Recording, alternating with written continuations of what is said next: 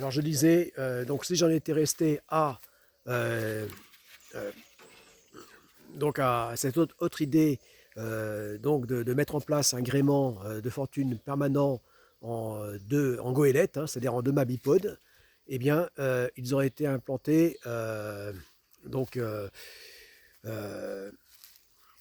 ici, voilà, ici pour le mât de misaine, c'est le mât de devant, voilà, ou là, et le mât à l'arrière, eh bien, ici ou là, voilà.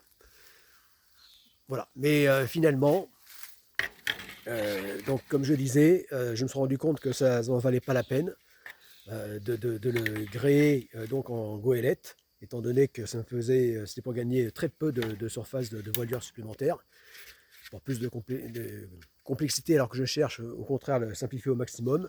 Donc je suis revenu et en plus, bon, en respectant le plan initial, enfin le gréement initial, donc qui est donc le cotre ou sloop avec baïté largable. Euh, euh, voilà, et donc je préfère dans le sens que ça me permet de rester dans la même géométrie de plan de voilure. Euh, voilà, et donc d'éviter des complications. Donc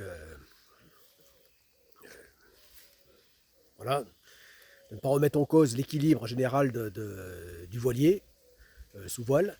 Donc, voilà. Donc,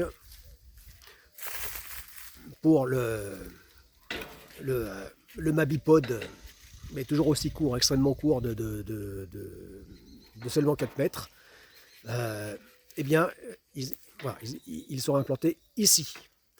Voilà, c'est-à-dire l'emplacement normal du voilier, donc à 40% de sa longueur de coque.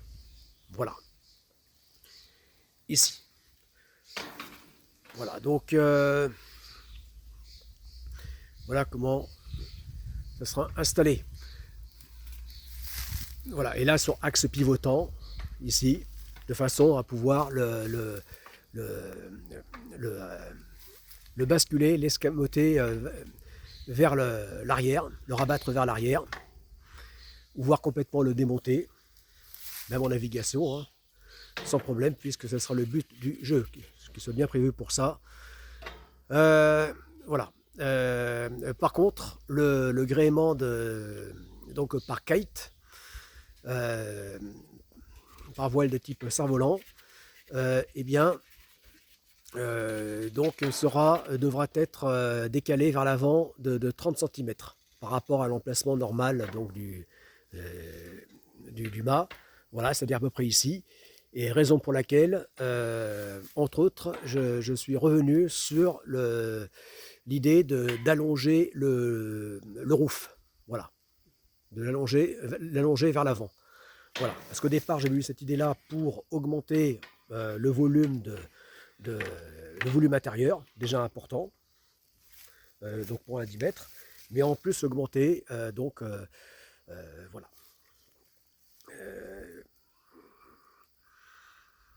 Voilà, puis avec un roof encore plus proéminent, donc plus de chances aussi, en cas de chavirage, de pouvoir se redresser.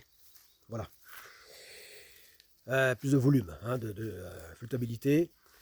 Voilà, donc pour ces multiples autres raisons, mais là, donc d'autant plus utile dans le cas donc de la propulsion principale par voile kite.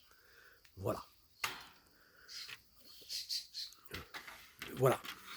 Bon. Donc, c'est complètement assumé.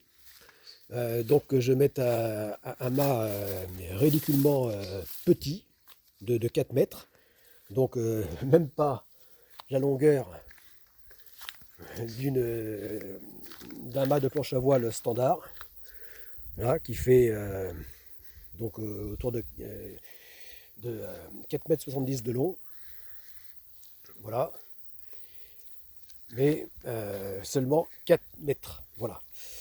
Alors là, l'écart que l'on voit, eh bien, correspond à la largeur du roof. Voilà, où doit être enfin, l'emplacement normal du mât. Voilà, ce qui tombe bien, parce que ça fait à peu près la moitié de la hauteur, hein, du mât bipode. Et donc, ben, c'est l'écart parfait pour qu'il soit bien assis, bien solide. Voilà, sans avoir besoin d'être banné. Voilà, enfin pour le haubanage transversal. Voilà. Et le haubanage longitudinal, eh bien, ben, il y aura bien sûr les, les haubans d'été et donc les, euh, les, les, euh, les haubans vers l'arrière. Voilà. Voilà. Et en plus, il y en aura deux, hein, de chaque bord. Voilà, ce qui sera d'autant plus solide. Voilà. Et puis, donc, les deux haubans d'été. Donc, bah, déjà pour le phoque et pour le génois. Voilà. Voilà. Donc là, on voit le balestron, donc dans son mode de propulsion principal, donc la voile kite. Euh, voilà, voilà, dans la surface moyenne, euh, donc pour ce voilier sera de 40 mètres carrés. Peut-être qu'il y aura une taille un peu plus petite, un peu plus grande, mais en tout cas c'est voilà, 40 mètres carrés de surface de voile kite. Et lorsqu'il y aura trop de vent, eh bien, pour la voile kite, c'est-à-dire déjà un vent assez fort, hein, voilà, c'est un grand frais peut-être, ou un coup de vent, hein, coup de vent et tempête. Bon, eh bien, donc je passerai au gréement justement de fortune permanent. Donc, voilà. Donc le mât bipode. Le mât bipode est donc encore plus petit, hein, là, voilà. Non pas les 6 mètres que l'on voit là, mais 4 mètres que l'on a là. Voilà. Et donc qui sera parfait, donc surtout pour un dériveur intégral, parce que le gréement sera beaucoup moins lourd qu'évidemment un mât normal de 3 fois plus long, plus haut, avec tout le poids en plus de haubanage, quand bien même je vais le faire, il sera fait en tube d'acier euh, euh, manchonné bah, de la même façon manchonné de la même façon que ces deux tubes de mât de planche à voile.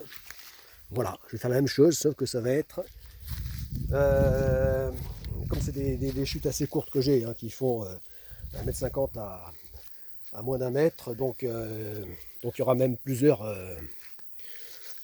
tronçons, hein, pas seulement deux. Voilà,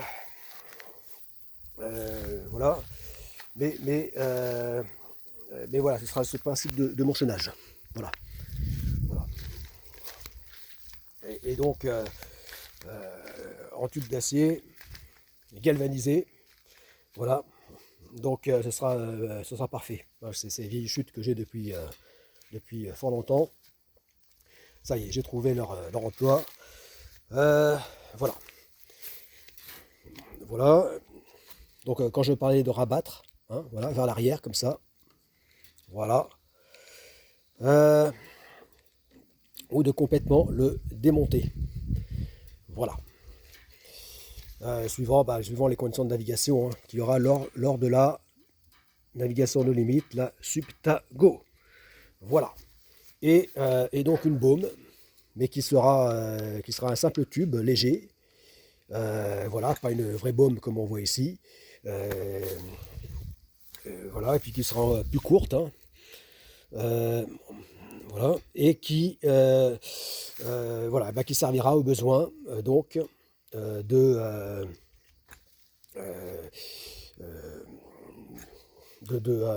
donc d'assister la grand voile. Voilà. Voilà. Donc le fait de rester sur donc le gréement côtre, eh bien, du coup, je garde les mêmes voiles. C'est juste en surface qui sera euh, considérablement diminué. Voilà. Donc ici, donc la grand voile, il y aura là le phoque, enfin trinquette, et aussi possiblement donc tourmentin. Et là, il y aura donc le génois. Voilà.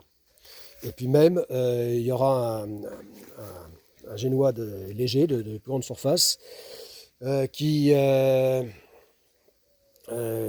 donc lorsqu'il y aura encore moins de vent, enfin un vent moindre, et bien avec un bout dehors amovible.